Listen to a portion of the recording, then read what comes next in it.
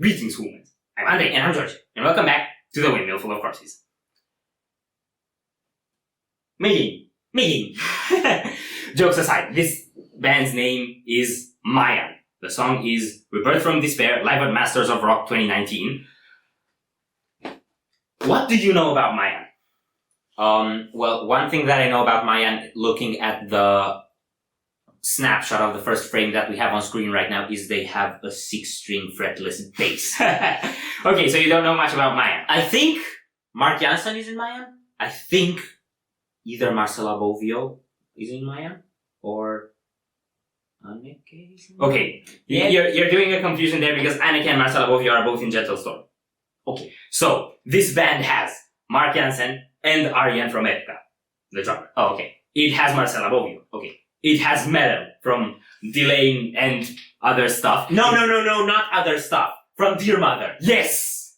Yes! You have to check out Dear Mother. We've done 3 reactions to them. They're brilliant. Yes. And it has Laura Macri, who is an Italian soprano who I believe is Mark Jansen's girlfriend, and I don't really know what projects or stuff she might be in, and a bunch of other people who are genuine and really quite awesome. This was a suggestion from, I really hope I'm saying your name right, Thais Nina, who is an online friend of mine and also a tremendous artist. Okay, so this is live, Masters of Rock. Should be epic. That's a lot of people on stage. It has 2 people from Epica. It's not allowed to not be epic. We shall seize. So, you ready? No. Despair. Let me see those horses, come on. All right, give me you in the back, come on.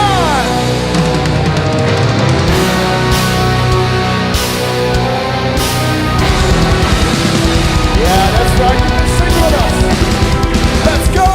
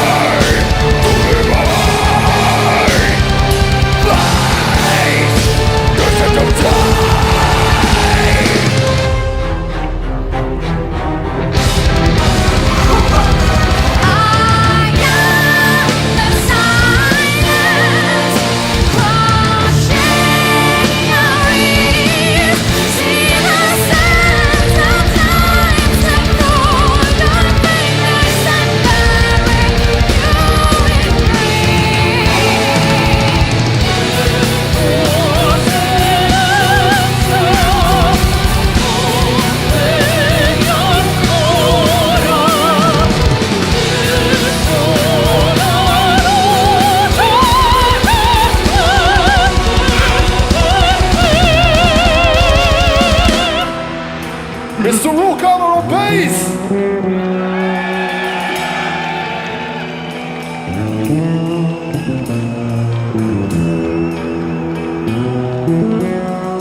Yo, what?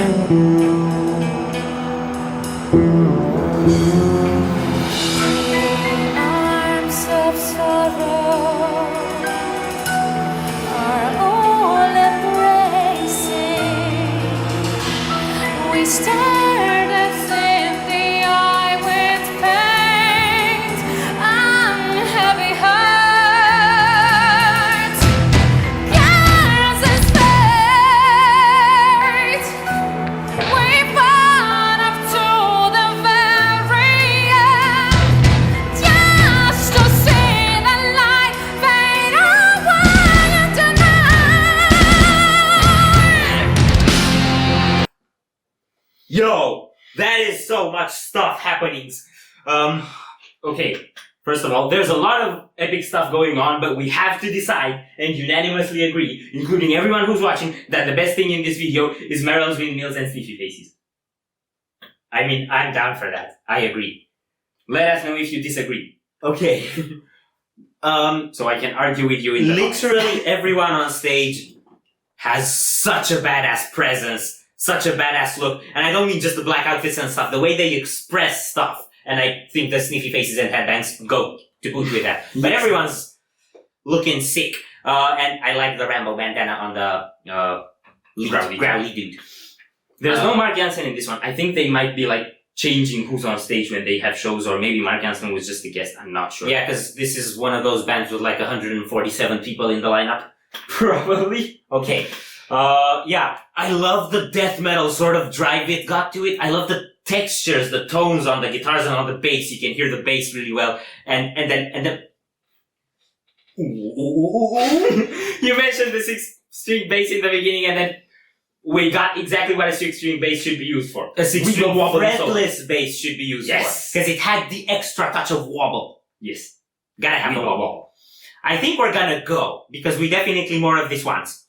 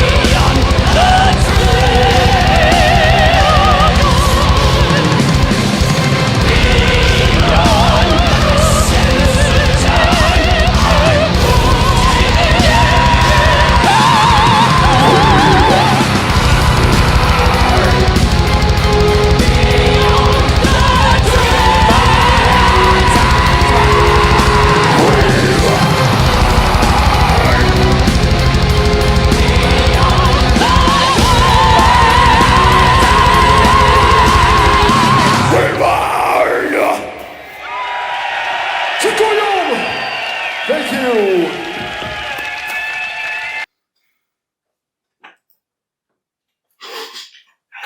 And then YouTube suggesting Epica, Monopoly on Truth and Retrospect, like I still got what it takes.